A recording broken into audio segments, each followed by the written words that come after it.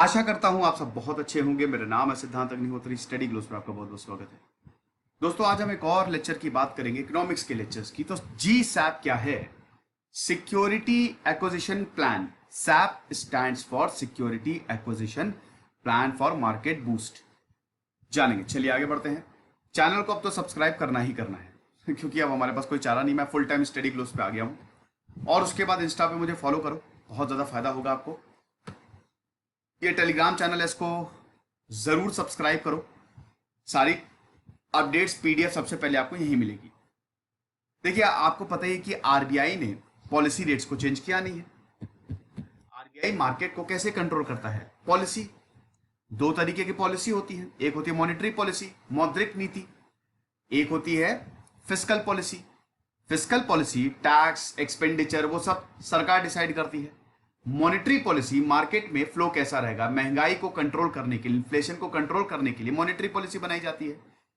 ठीक है, प्रॉपर पैसे के फ्लो को, लिक्विडिटी मेंटेन करने के लिए मॉनेटरी पॉलिसी बनाई जाती है। तो reserve bank of India monetary policy को कैसे कंट्रोल करता है? रेट से।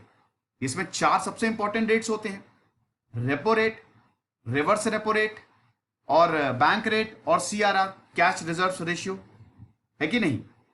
तो यहां पे हम देखते हैं जो बैंक रेपो रेट है वो 4% ही है, रिवर्स रेपो रेट 3.35। मतलब पॉलिसी में कोई चेंज नहीं है। लेकिन रिजर्व बैंक ने ये बोला जरूर है कि bond yields, rising bond yields, अब ये खतरनाक है।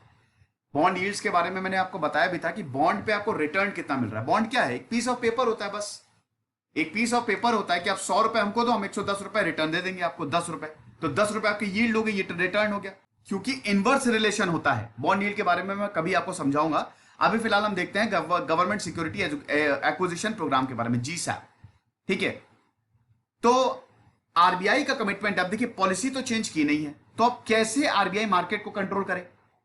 कोविड-19 आया हुआ है ना, तो इन्होंने एक नया प्रोग्राम लॉन्च किया है, गवर्नमेंट सिक्योरिटीज एक्विजिशन प्रोग्राम, जिसको जीसैप बोला जा रहा है। अब देखिए, इसके तहत, जीसैप के तहत जो सरकारी सिक्योरिटीज है 1 लाख करोड़ की, फिस्कल ईयर 2022 में, मतलब जो अभी चल रहा है फिस्कल ईयर हमारा, ये परचेज करेगा बैंक। नाम ही है ना, government securities acquisition program. Government की सिक्योरिटीज एक्वायर करेगी। देखो सिंपल सी बात है, यहां पे सरकार जो है वो कैसे अपना काम धाम चलाती है। सरकार को पैसे चाहिए, ओपन मार्केट ऑपरेशंस होते हैं, मार्केट ओपन है तो सरकार बॉन्ड जारी करती है। अब देखिए, चलो लगे हाथों मैं बॉन्ड यील्ड भी समझा ही देता हूं, हाँ ये बेस्ट रहेगा आपको। बॉन्ड यील्ड और स्टॉक मार्केट में इनवर्स रिलेशन है। जब बॉन्ड यील्ड बढ़ेगी तो इक्विटी यानी कि शेयर्स के प्राइस घटेंगे। कैसे? देखो, ओपन मार्केट ऑपरेशंस क्या होते हैं? सरकार को पैसे चाहिए, सरकार ने बॉन्ड जारी किए, long term short term securities होती है, गवर्नमेंट डेटेड सिक्योरिटीज जिनको बोलते हैं। तो सरकार एक पेपर निकालती है, बस। अब अलग अलग तरीके के होते हैं, फिलहाल अब इसमें हम नहीं जाते, वो उसको कहते हैं बॉन्ड। बॉन्ड मतलब वही कि 100 रुपए दिए, आपको 10% रिटर्न देंगे, 12% रिटर्न मिलेगा। तो 100 रुपए आप हमको दीजिए, बदले में हम आपको बॉन्ड दे रहे हैं। अब उस बॉन्ड में ये लिखा हुआ है कि एक टाइम पे आपको 110 रुपए रिटर्न मिलेगा। तो ये जो बॉन्ड है जो सरकार जारी करती है, ये बैंक खरीदते हैं। ठीक है, ये बैंक्स खरीदते हैं, और इन्हीं सिक्योरिटीज को रिजर्व बैंक में भी रिजर्व किया जाता है, बिल्कुल बेचा जाता, खरीदा जाता है, जिसको फर्दर रेपो रेट और रिवर्स रेपो रेट बोला जाता है। बट ठीक है, हम ज्यादा कंफ्यूज नहीं करेंगे। फिलहाल आप इतना ही समझिए कि सरकार यहां पे पेपर जारी करती है, जिसको बॉन्ड कहते हैं, और ये बैंक खरीदता है। ठीक है, बैंक और फाइनेंशियल इंस्टीट्यूशन खरीदते हैं।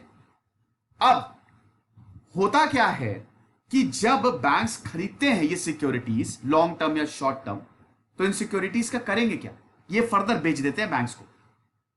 यहां पे दोस्तों, बॉन्ड यील्ड का बढ़ना मतलब यह है कि सरकार के बॉन्ड खरीदे जा रहे हैं। अब एक इंसान है, मान लीजिए आप हो, एक तरफ है शेयर मार्केट, एक तरफ है बॉन्ड मार्केट। अब आप बोलोगे, जो इन्वेस्टर्स है, जो फाइनेंशियल इंस्टीट्यूशंस है, जो भी हैं, वो एक तरफ शेयर मार्केट में पैसा लगा रहा है, खूब पैसा लगाया।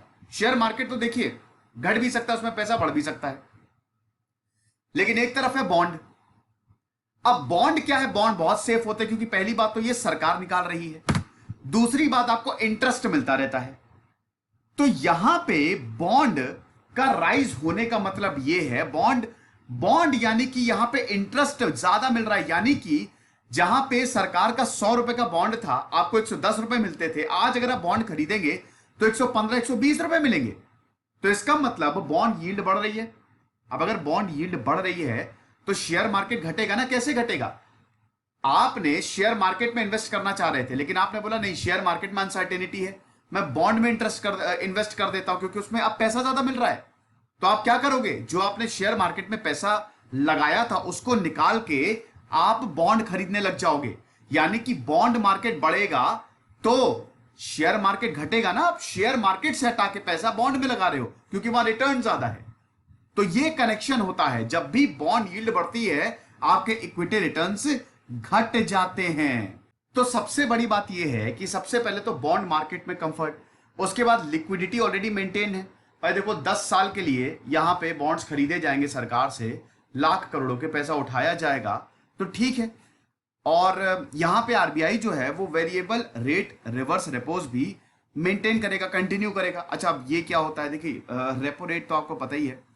वेरिएबल रेट रिवर्स रेपो की बात करें, आरबीआई जो है वो रीपर्चेज रेट, रेपो रेट अपनी मॉनेटरी पॉलिसी में फिक्स करता है, इस बार अनचेंज्ड है। ठीक है। अब यहां पे क्या करता है? रेपो रेट मतलब बैंक जो है, बैंक, कमर्शियल बैंक आरबीआई से पैसा ले सकते हैं। कितना ले सकते हैं? 0.5% ओवरनाइट। मान देखो वैसे तो ले सकते हैं, लेकिन आप समझिए ये काम कैसे करता है यार। अब थोड़ा मुझे समझाना ही पड़ेगा लग रहा है। ओपन मार्केट ऑपरेशंस, सरकार जो है वो सिक्योरिटीज जारी करती है ना, बदले में सरकार पैसा उठाती है। अब ये सिक्योरिटीज कौन खरीदता है? बैंक्स, एसबीआई, ये जो कमर्शियल बैंक है, एसबीआई हो गया, उसके बाद इंडियन बैंक हो गया, और फाइनेंशियल इंस्टीट्यूशंस, ये सरकार की सिक्योरिटीज खरीदते हैं। तो ये सरकार की सिक्योरिटी खरीद के करते क्या है? ये आरबीआई को देते हैं। आरबीआई को यही सिक्योरिटीज दी जाती है ताकि बैंक्स आरबीआई से पैसा ले सकें। वो होता है आपका repo rate, repurchase rate. Repurchase rate क्या होता है? बस वही कि यहां पे जो सिक्योरिटीज हैं बैंक, वो रिजर्व बैंक को देते हैं और बदले में रिजर्व बैंक उनको पैसा देता है। अब पहले क्या था कि अगर इनको ओवरनाइट चाहिए, एकदम तुरंत पैसा चाहिए, ओवरनाइट रेपो रेट, तुरंत आपको पैसा चाहिए 24 घंटे के अंदर अंदर, तो बैंक्स को 0.5% of their NDTL, net demand and term liabilities, overnight repo window जिसको बोलते हैं, ये 0.5% था। समझ गए हो ना कि देखो 4 तरीके के अकाउंट होते हैं: savings account, current account, recurring deposit और एफडी। नेट डिमांड मतलब इसमें सेविंग अकाउंट और आपका करेंट अकाउंट आ जाएगा, और टाइम लायबिलिटीज लॉन्ग टर्म के लिए आपका ये एफडी और रिकरिंग डिपॉजिट जो काफी टाइम तक चलते हैं। तो बैंक में जितना पैसा होता है वो या तो सेविंग्स अकाउंट में होगा, भाई हम जो पैसा बैंक में जमा कराते हैं या तो सेविंग्स अकाउंट में कराते हैं, करेंट अकाउंट में कराते हैं अगर आपका बिजनेस है, नहीं तो एफडी और आरडीज होती हैं, सिंपल। तो जितना पैसा जमा है बैंक में उसका 0.5% ऑफ द एनडीटीएल जो जमा है उसको एनडीटीएल के टर्म्स में देखा जाता है, उतना पैसा आप ले सकते हैं। लेकिन 2014 में इसको आरबीआई ने चेंज कर दिया। अब यहां पे पहले देखिए ये फिक्स था कि 0.5% ही था, ठीक है। अब यहां पे आरबीआई ने डिसाइड किया कि फिक्स्ड नहीं होगा, ये डायनेमिक और वेरिएबल होगा, ये वेरी करता रहेगा। उसी को ही कहते हैं वेरिएबल रेट रिवर्स रेपो, मतलब 0.5% फिक्स नहीं रहेगा, ठीक है। अब यहां पे 0.75% ऑफ द एनडीटीएल कर सकते हैं, समझ। और यहां पे जो रेपो विंडो है वो भी 14 दिन की रहेगी। ओवरनाइट रेपो फैसिलिटी 0.25% है, वो भी वेरी करेगा। और ये जो वेरिएबल है मतलब हर 14 दिन पे ऑक्शन होता है।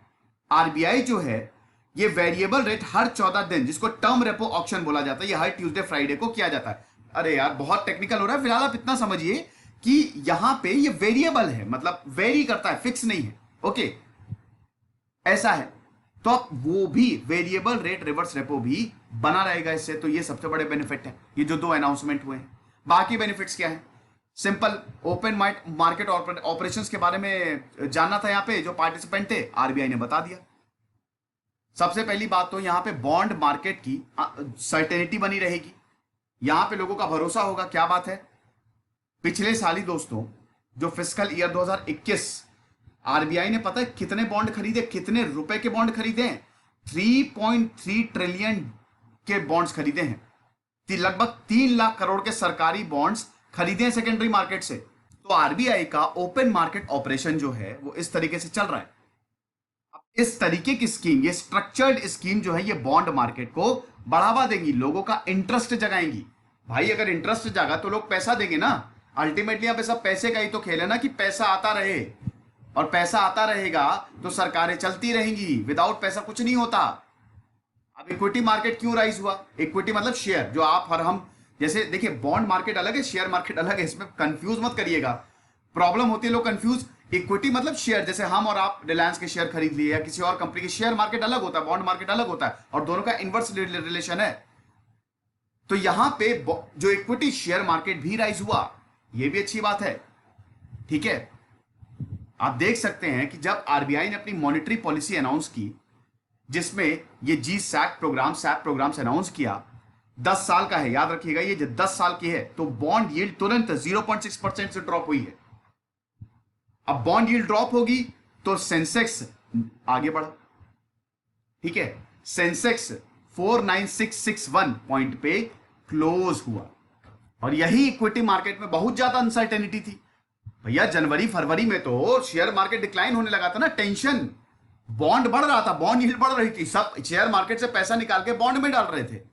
लेकिन अब इस तरीके की स्कीम, क्योंकि भाई ये लॉन्ग टर्म है, तो इस तरीके की स्कीम से क्या होगा कि इक्विटी मार्केट भी बढ़ेगा, शेयर मार्केट भी बढ़ रहा है। तो आई होप आप समझ गए होंगे, इसमें कोई भी आपको प्रॉब्लम नहीं है।